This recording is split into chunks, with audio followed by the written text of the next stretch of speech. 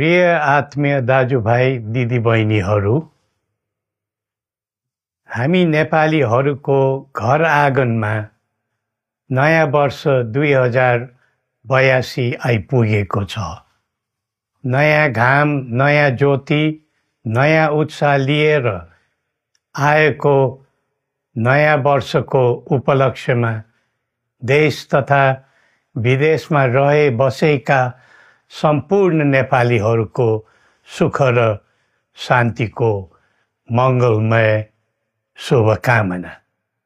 हरेक नयाँ वर्ष नूतन आशा र विश्वास बोकेर आउने, तर वर्षको बिदाईमा एउटा घनघोर निराशाका बीच हुने गरेको धेरै साल भयो। समाजका विभिन्न दल, वर्ग र जन समुदायले आफ्नो धारणा, आस्था तथा अभिव्यक्ति राख्न पाउनु प्रजातन्त्रको सुन्दर विशेषता हो।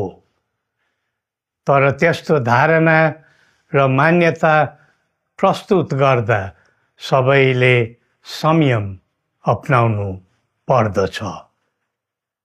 केही दिन अघि जनप्रदर्शनमा जुन प्रकारको हिंसा, आगजनी, तोडफोड भयो, त्यसबाट जस प्रकारको मानवीय एवं भौतिक क्षति भयो, त्यो सुन्दा हामीलाई अत्यन्तै दुःख लाग्यो।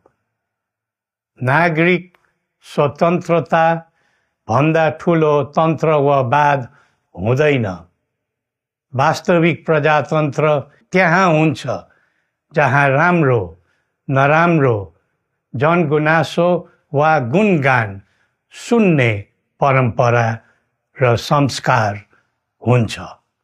नेपाली जनतामा देश र भविष्यलाई लिएर जुन खालको जागरुकता पैदा भएको छ, त्यसलाई हामीले सकारात्मक रूपमा लिएका छौँ। वास्तवमा नेपाली जनतामा रहेको देशभक्तिपूर्ण भावना विश्वमै अनुकरणीय र अनुसरणीय छ। देशलाई विद्यमान जटिलताबाट मुक्त गराई शान्त, स्थिर र समृद्ध मुलुक बनाउने जागरुकता जुन पैदा भएको छ, नयाँ वर्ष 2082 मा नेपाली जनताको चाहना अनुसारको परिणाम हासिल हुने विश्वास थपिएको छ। मुलुकमा व्याप्त अशान्ति, अराजकता, निराशा र असन्तुष्टिबाट आम नेपालीलाई मुक्त गर्न नेपालको राज संस्थाले जहिले पनि योगदान पुर्याउँदै आएको विदितै छ। राष्ट्रियता र प्रजातन्त्रलाई मूल कार्य मान्दै जनभावना बमोजिम चल्ने बहुदलीय प्रजातन्त्र र संवैधानिक राज संस्थाको परम्परामा हाम्रो मान्यता रही आएको छ। वर्तमानमा बदलिँदो जनचाहनाको पनि कदर गरी राज्य शक्तिको स्रोत जनता नै हुन् भन्ने मन्जुरी सदैव स्थापित हुनु पर्दछ।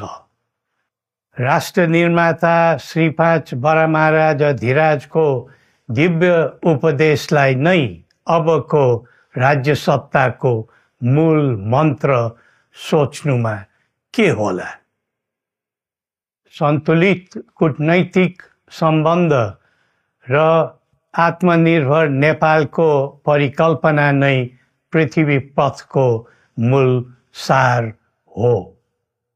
यही नै राजनीतिको मूलधार हुनु पर्ने हो।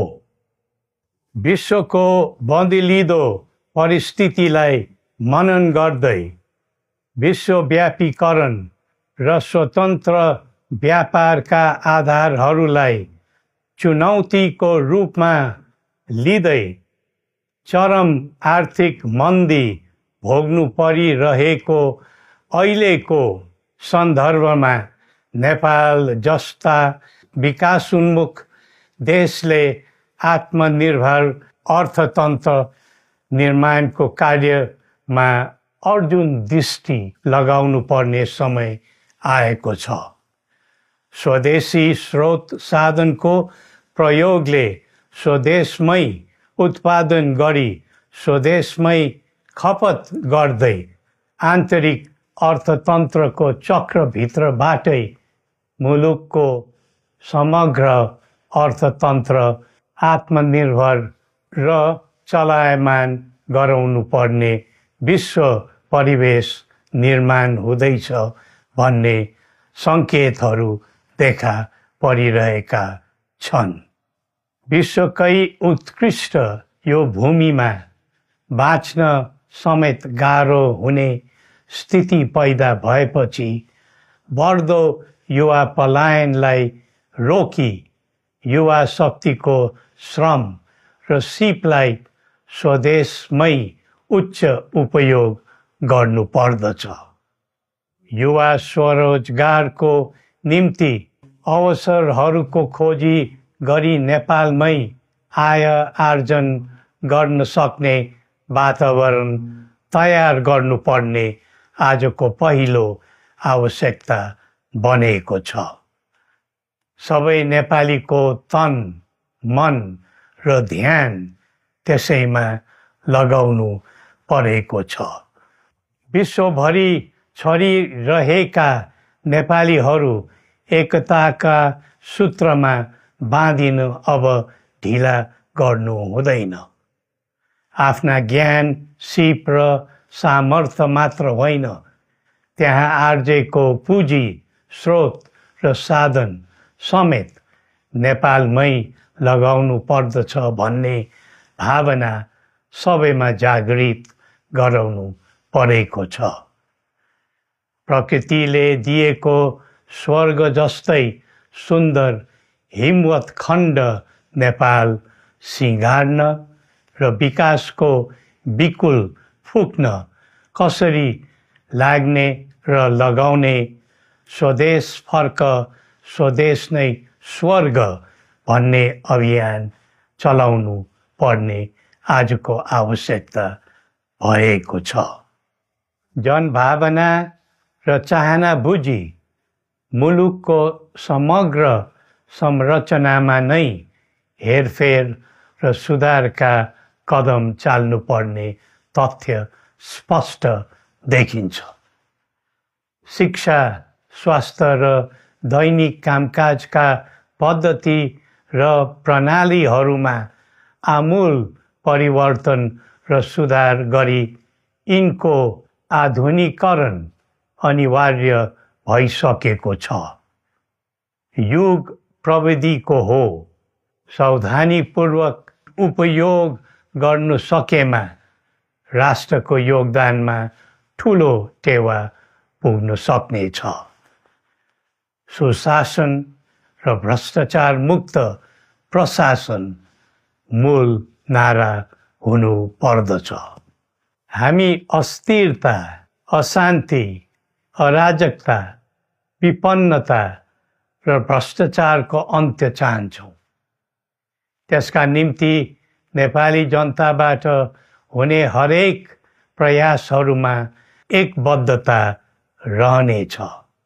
मुलुकको गिर्दो अर्थव्यवस्था, रुग्न हुँदै गएको औद्योगिक उत्पादन, बढ्दो राष्ट्रिय ऋण र बेरोजगारी, रक्षात्मक बन्दै गएको राष्ट्रियता, राष्ट्रिय एकता, सामाजिक सद्भाव, मौलिक धर्म, संस्कृति तथा जनस्तरमा बढेको निराशा, असन्तुष्टि हाम्रो चिन्ताको मूल विषय हो। नागरिक पलायनसँगै पुँजी पलायन, भ्रष्टाचार र व्यथिति देशले थाम्नै नसक्ने स्तरमा झाँगिएको छ।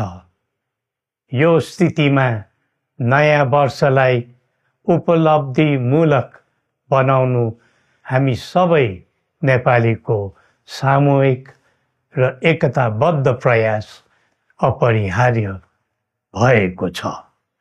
नेपाली बीच द्वन्द्व नहोस्, परस्पर अविश्वास र हिंसाको दुःखद मनोस्थिति नबनोस्, देशवासीहरू कुनै पनि नाम र न्युहुमा ध्रुवीकृत नबनुन् भन्नेतर्फ हामी सदैव सचेत र संवेदनशील छौँ।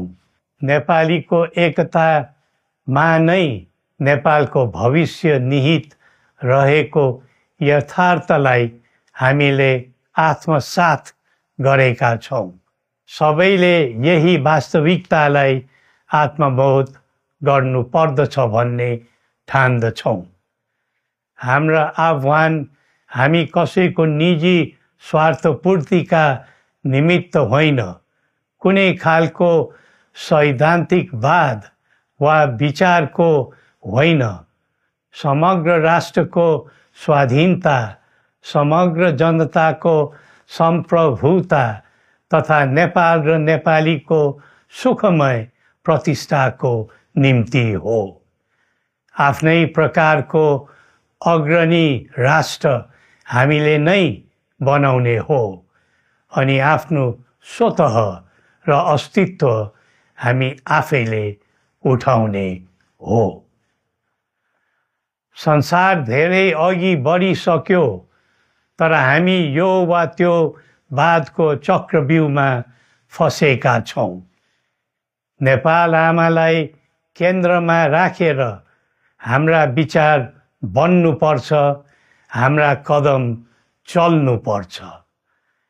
हरेक समस्याको समाधान संवाद, सहमति, समन्वयन र सहकार्यबाट हुन सक्छ।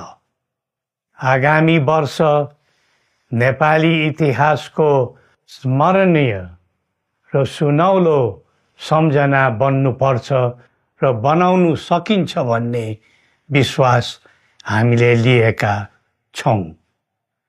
नयाँ वर्षले नयाँ आशा, उमङ्ग र उत्साह ल्याओस् अनि नेपालीको सुनौलो भविष्यको सुनिश्चितता होस्। श्री पशुपतिनाथले हामी सबैको कल्याण गरून्। जय नेपाल।